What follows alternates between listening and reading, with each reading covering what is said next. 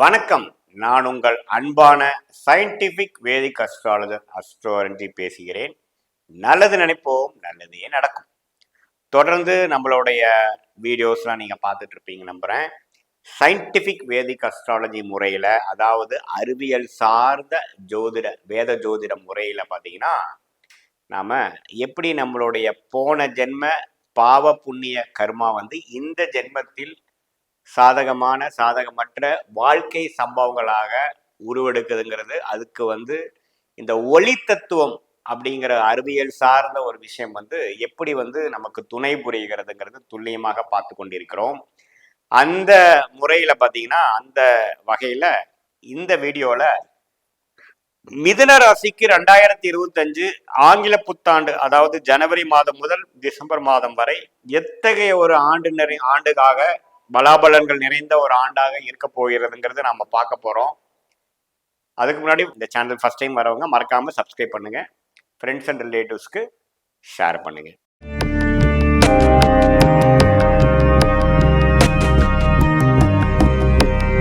இப்ப பாத்தீங்கன்னா, மிதுன ராசிக்காரர்களுக்கு முதல் 4 மாதம் எப்படி இருக்கிறாருன்னா, ராகு 10ஆம் இடத்துல நீடித்திருக்கிறார், கேது 4ஆம் இடத்துல நீடித்திருக்கிறார், சனி 9ஆம் இடத்துல இருக்கிறார், குரு 12ஆம் இடத்துல விரயத்திலிருந்து சில சுப விரயங்கள், குடுக்கல் வாங்கல், டிராவலிங், பல விஷயங்கள் பல வயதினருக்கு கொடுத்து கொண்டிருக்கிறார்கள். இது மார்ச் ஏப்ரல் வாக்குல பாத்தீங்கன்னா இது மாதிரி ஒரு அமைப்பு. முதல் 4 மாசம் இந்த அமைப்பு. மே மாதம்க்கு அப்புறம் பாத்தீங்கன்னா எந்த மாதிரி ஒரு கிரக அமைப்பு இருக்குன்னு பாத்தீங்கன்னா, ராகு 9ஆம் இடத்துக்கு வருகிறார், சனி 10ஆம் இடத்துக்கு போகிறார், கேது 3ஆம் இடத்துக்கு வருகிறார். அதே சமயத்துல இதுவரை 12ஆம் இடத்திலிருந்து விரயத்தை கொடுத்து கொண்டிருந்த குரு ராசிக்குள்ளே வருகிறார். இத்தகைய ஒரு மாற்றம் ஒரு ஏப்ரல் மாதம் நடந்து மே மாதத்திலிருந்து டிசம்பர் மாதம் வரைக்கும் கடைசி 8 மாதங்கள் எது மாதிரி ஒரு மாற்றத்தை கொடுக்குது அப்படிங்கறத நம்ம பார்க்கும் பொழுது, முதல் 4 மாதம் சனி 9ஆம் இடத்திலிருந்து ராகு 10ஆம் இடத்திலிருந்து இது மாதிரி ஒரு அமைப்பு பார்த்தீங்கன்னா, நிறைய குடுக்கல் வாங்கல், டிராவலிங், ஒரு பணப்புழக்கத்துல சில செலவுகள் அதிகமாக ஆகுது. அதே சமயத்துல வருமானமும் வருது, ஆனா செலவும் ஆகுற மாதிரி ஒரு அமைப்பு. ஸ்டாக் மார்க்கெட் அது மாதிரி விஷயத்துல இருக்கிறவங்களுக்குலாம் அதிகமா ஃபோக்கஸ் இருக்கக்கூடிய அமைப்பு. இந்த அஸ்தம சனி தாக்கத்திலிருந்து 2020, 21, 22 வெளியில வந்த மிதுன ராசிக்காரர்கள் 23 கொஞ்சம் நல்லா வந்துட்டாங்கிறதா உண்மை. 25 ஏப்ரல் மாசம் வரைக்கும் பாத்தீங்கன்னா ஓரளவுக்கு கோயிங் ஃபார்வர்ட் நல்ல ஒரு விஷயமா தான் காட்டுது. 25 ஏப்ரலுக்கு அப்புறம் வரக்கூடிய காலகட்டம் குரு ராசிக்குள்ளே வரும்பொழுது நல்ல ஒரு மாற்றத்தை கொடுக்க போது. முதல் செலவுகள் கம்மியாகும், சுப முதலீடுகள் குறையும். அதுக்கப்புறம் பாத்தீங்கன்னா லாபங்கள் பெறக்கூடிய அமைப்புகள் அதிகமாகும். ஏன்னா ராசிக்குள்ள குரு வரும்பொழுது நிம்மதி பெருமூச்சு அடைவீர்கள். 7ஆம் வீட்டை குரு பார்க்க போறாரு, 9ஆம் வீட்டை குரு பார்க்க போறாரு, 5ஆம் வீட்டை குரு பார்க்கறாரு போற குடும்பத்துல ஒரு சுபிக்ஷம் வரப்போகுது, ஒரு மன நிம்மதி வரப்போகிறது, மனக்கலக்கங்கள் குறைய போகிறது. அது மாதிரி நல்ல விஷயங்கள் வரக்கூடிய அமைப்புகள் குரு ராசிக்குள்ள வருவதனால் உண்டு. குரு ராசிக்குள்ள சில பேர் வந்தது தவறுன்னு சொல்லுவாங்க, அதெல்லாம் மிகவும் தவறு. 10ஆம் இடத்துல ராகு வரும் பொழுது பாத்தீங்கன்னா சில மேலிடத்து பழக்க வழக்கங்கள், அவுட்டர் சர்க்கிள்ல போய் கொஞ்சம் இன்வால்வ் ஆகிறது. பிசினஸ் பீப்புளா இருந்தாலும் சரி, எம்ப்ளாய்மெண்ட்ல இருந்தாலும் சரி, சுய தொழில் இருந்தாலும் சரி, மாணவர்களா இருந்தாலும் சரி, யாரா இருந்தாலும் கொஞ்சம் வட்டாரங்கள் பெருகும். அவங்களுடைய பழக்க வழக்கங்கள், கொஞ்சம் அந்நியரின் தொடர்புகள், அது மூலமாக அவங்களுடைய வாழ்வாதாரங்கள் எக்ஸ்பேண்ட் ஆகக்கூடிய அமைப்புகள் உண்டு.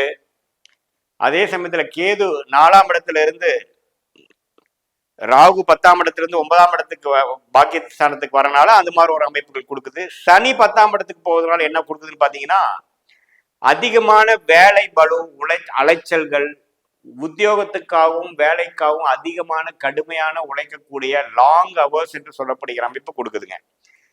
ஸோ எப்பவுமே பார்த்தீங்கன்னா சனி 10ஆம் இடத்துக்கு வரும்பொழுது அதிகமாக வேலை செய்வோம், ஹார்ட் ஒர்க் பண்ணுறதுக்கு பயப்பட மாட்டோம், நிறைய உங்களுக்கு ஆர்டர்ஸ் கிடைக்கும், தொழிலில் இருக்கிறவங்க ஆர்டர்ஸ் கிடைக்கும், அதை ஃபுல்ஃபில் பண்ணுறதுக்காக அதிகமாக உழைப்பீங்க, நேரங்காலம் பார்க்காம உழைப்பீங்க, இரவு நேரம் பகல் நேரம் பார்க்காம உழைப்பீங்க. அது மாதிரி விஷயங்களா கொடுக்கக்கூடிய அமைப்புகள் கண்டிப்பாக உண்டு. ராகு 9ஆம் இடத்துக்கும் கேது 3ஆம் இடத்துக்கு வர்றதும் நல்ல ஒரு சிறப்பான ஒரு பயிற்சி தான்.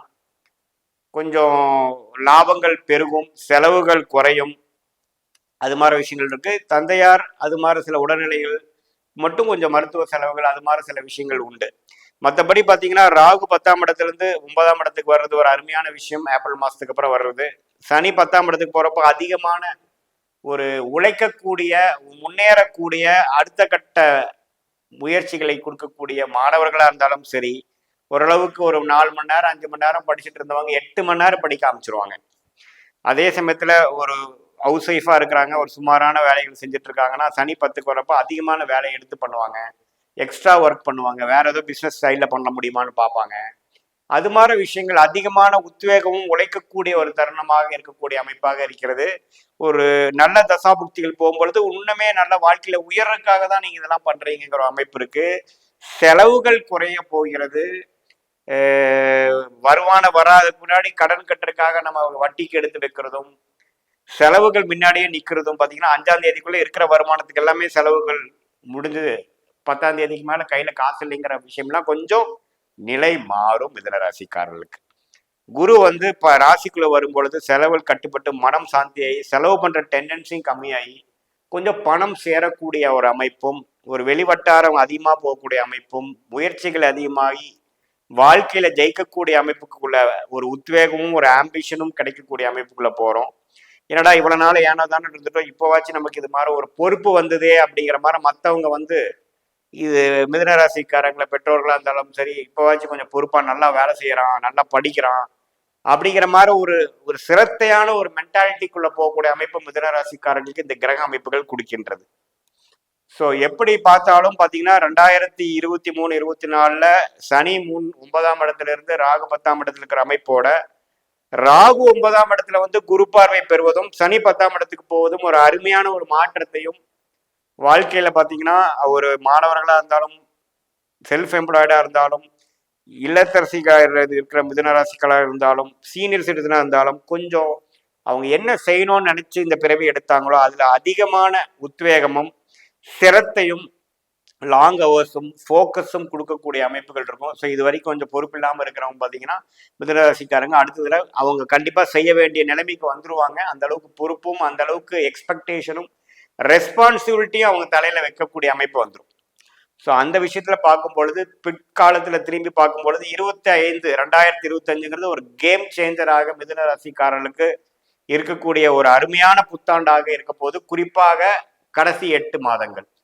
முதல் 4 மாதங்கள் நான் சொன்ன மாதிரி ஓரளவுக்கு 24ல இருக்கக்கூடிய விஷயங்களே தொடர்ந்து இருக்குது. 25 ஏப்ரலுக்கு அப்புறம் வரக்கூடிய அமைப்பு வந்து நல்லாவே நான் சொன்ன நல்ல மாற்றங்கள் நிறைந்த ஒரு விஷயமாக உண்டு. இது வந்து ஒரு பொதுவான ஒரு கோச்சார பலன்களே தவிர உங்களுடைய ஜென்ம ஜாதகத்தில் என்ன தசாபுக்திகள் போய் கொண்டிருக்கிறது, அவங்களுடைய கிரகத்தோட தன்மை எப்படி இருக்கிறது, ஆட்சி உச்சத்தில் இருக்காங்களா, நீச்சமா இருக்காங்களா, யார் எப்படி பார்க்குறாங்க எல்லாம் பார்த்து துல்லியமான பலன்கள் அப்போதான் நம்ம சொல்ல முடியுமே ஒழிய இது வந்து கோச்சார அடிப்படையில் டிரான்சிட் அஸ்ட்ராலஜி என்று சொல்லப்படுகிற ஒரு பொது பலன்களே என்று நம்ம தெரிந்து கொள்ள வேண்டும். நல்ல தசாபுக்திகள் போகும்பொழுது நான் சொன்ன சாதகமான பலன்கள் அதிகமாகவும், ஒரு மாதிரி சுமாரான தசாபுக்திகள் போகும்பொழுது நான் சொன்ன சாதகமான பலன்கள் குறைவாகவும் நீங்க பார்க்கலாம். உங்களுடைய பிறந்த தேதி, பிறந்த நேரம், பிறந்த ஊரெல்லாம் கொடுத்து கீழே இருக்கக்கூடிய அந்த ஃபோன் நம்பர் கான்டாக்ட் பண்ணீங்கன்னா நம்ம அப்பாயின்மெண்ட்ல போய் பார்த்தீங்கன்னா முழுசா உங்களுடைய ஜாதக பலன் எப்படி, இம்மீடியட் ஃபியூச்சர் என்ன, லாங் டேர்ம் ஃபியூச்சர் என்ன, இப்போ கடந்து வந்த பாதை என்ன அப்படிங்கிறதெல்லாம் கொஞ்சம் டீட்டெயிலாக பார்த்து ஒரு கிளாரிட்டி கொடுக்கக்கூடிய அமைப்பு இந்த சயின்டிஃபிக் வேதிக் அஸ்ட்ராலஜி கண்டிப்பாக கொடுக்கக்கூடிய அமைப்பு உள்ளது. மீண்டும் மற்றொரு காணொலியில் சந்திப்போம். நன்றி, வணக்கம்.